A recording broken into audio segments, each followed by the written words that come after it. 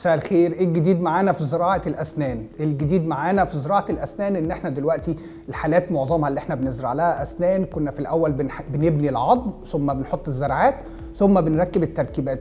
البروسيس دي كلها بتاخد مثلا متوسط نزرع عظم ناخد 6 شهور، نزرع الزراعية ناخد 3 شهور، نركب التركيبة تقريبا قفلنا سنة. الجديد دلوقتي معانا في الزراعات ان احنا حتى لو العظم حالته مش حلوه بنزرع. كانت التقنيه الحديثه بنسميها اول 4، يعني كله على 4 زرعات باختلاف الزوايا اللي احنا بنشتغل عليها، فما بنحتاجش نزرع عظم. الاجدد والاحدث ان احنا بنحط زرعات دلوقتي اسمها الزرعات الوجنيه.